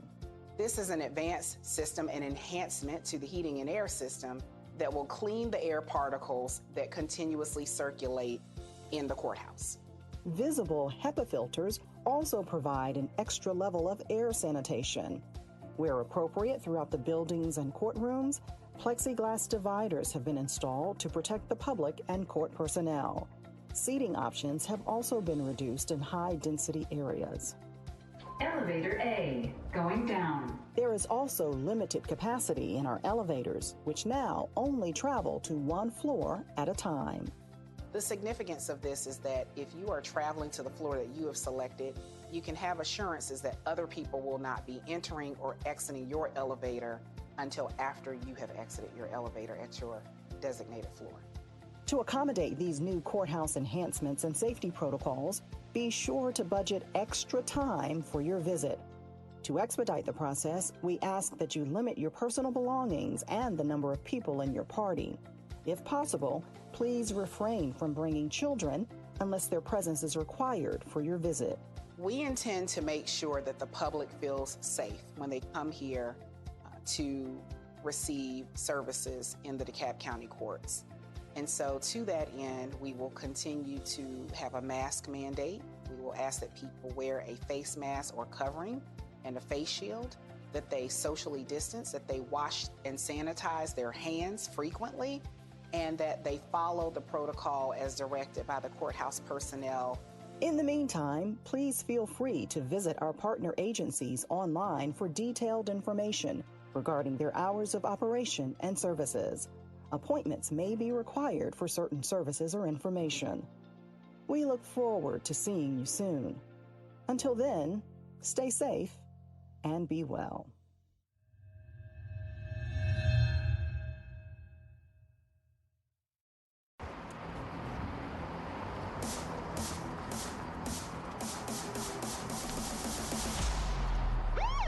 Did you know more than 40,000 people are killed each year in traffic collisions?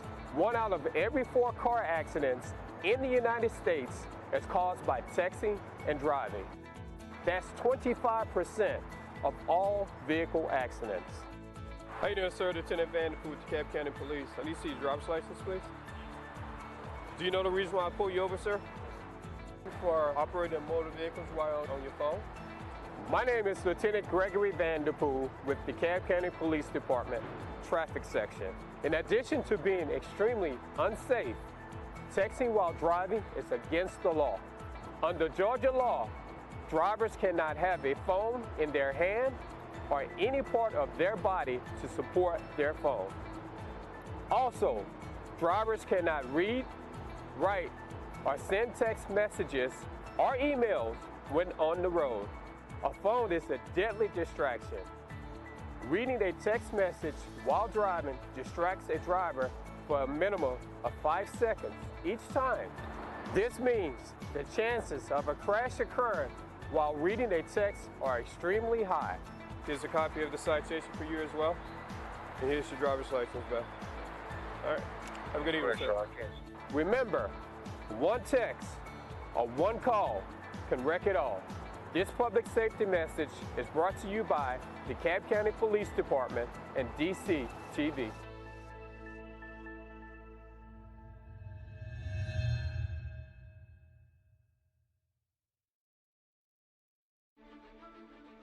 This is my house. My parents helped build it. Now we don't get wet when it rains. I don't get too hot or too cold inside. I can play with my sister, I can play with my brother, I can play with my mother, my father, my family. This is my house. This is my house. This is my house. This is my house. This is my house. Visit Habitat.org to find out how you can help more families like mine. Hey, Hard, what's this? That's my resignation. You're resigning. Why? You've been putting me under a lot of pressure lately. That's why I'm ready to quit. Oh, I forgot. I'll do better. Please don't quit on me. Don't let your heart quit on you. Get your uncontrolled high blood pressure to a healthy range before it's... Want a beautiful shade tree planted in your front yard? DeKalb County is making it easier than ever to expand our beautiful tree canopy. Now in its second year, Relief DeKalb is a program brought to you by the county's Department of Planning and Sustainability and Trees Atlanta. Residents of unincorporated DeKalb County can purchase up to 2 trees per home for only $25. Tree lovers know the many benefits of these wonderful plants. Trees clean the air and provide oxygen. Trees increase property values. Trees create shade and reduce cooling costs. Trees provide food and shelter for birds and wildlife. And trees add natural beauty to your home. For more details and to sign up for the Relief DeKalb Tree Planting Program, visit treesatlanta.org/yardtree. Hi, I'm Henry Clopton with DCTV Channel 23. And if you're a Georgia driver, I have some very important information for you. Did you know? The new hands-free law passed by the Georgia General Assembly will be enforced on all Georgia drivers. A driver cannot have their phone in their hand, nor can they use any part of their body to support their phone. So that means no texting, no checking social media, and of course, no selfies. However, you are allowed to use your mobile device inside of your vehicle, only if your vehicle is legally parked, reporting a medical emergency, or contacting a first responder. For more information, visit headsupgeorgia.com/handsfree-law. So DeKalb, be smart, be safe, and most importantly, be hands-free.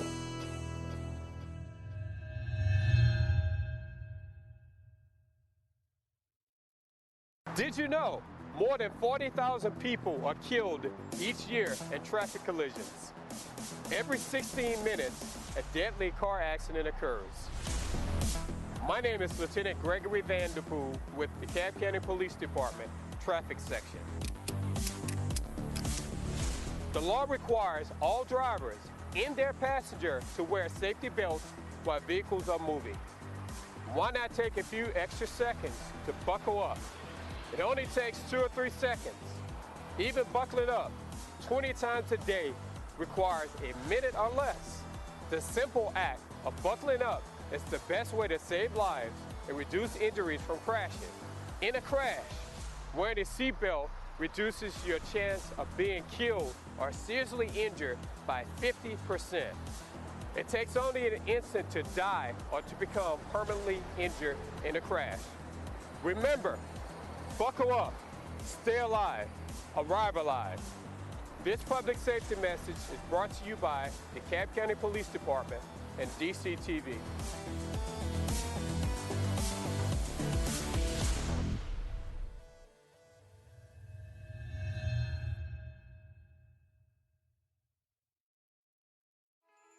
Want a beautiful shade tree planted in your front yard? DeKalb County is making it easier than ever to expand our beautiful tree canopy. Now in its second year, Relief DeKalb is a program brought to you by the county's Department of Planning and Sustainability and Trees Atlanta. Residents of unincorporated DeKalb County can purchase up to 2 trees per home for only $25. Tree lovers know the many benefits of these wonderful plants. Trees clean the air and provide oxygen. Trees increase property values. Trees create shade and reduce cooling costs. Trees provide food and shelter for birds and wildlife. And trees add natural beauty to your home. For more details and to sign up for the Relief DeKalb Tree Planting Program, visit treesatlanta.org/yardtree. Want a beautiful shade tree planted in your front yard? DeKalb County is making it easier than ever to expand our beautiful tree canopy. Now in its second year, Relief DeKalb is a program brought to you by the county's Department of Planning and Sustainability and Trees Atlanta. Residents of unincorporated DeKalb County can purchase up to 2 trees per home for only $25. Tree lovers know the many benefits of these wonderful plants. Trees clean the air and provide oxygen. Trees increase property values. Trees create shade and reduce cooling costs. Trees provide food and shelter for birds and wildlife. And trees add natural beauty to your home. For more details and to sign up for the Relief DeKalb Tree Planting Program, visit treesatlanta.org/yardtree.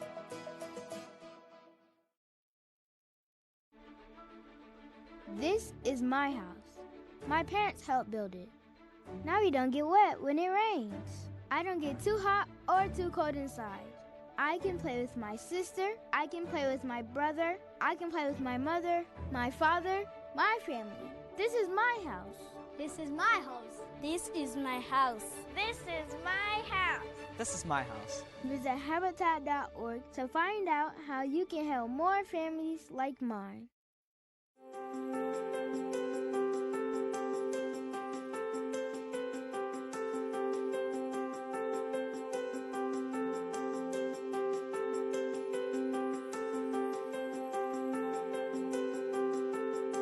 Good morning.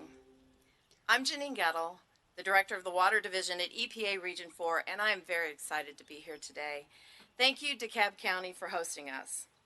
In EPA Region 4, the Water Division works with water programs in the 8 southeastern states, including, of course, the great state of Georgia, where our regional office is headquartered. As the Director of the Water Division, one of my highest priorities is clean water for every individual and community in the Southeast. EPA is committed to making transformational investments in America's water infrastructure to provide clean water to those communities. We are delighted to be here today to announce a new loan being awarded to DeKalb County under EPA's Water Infrastructure Finance and Innovation Act, or the WIFIA program. And it is now my honor to welcome our first speaker, Mr. Michael Thurman, who is DeKalb County's Chief Executive Officer. Mr. Thurman was elected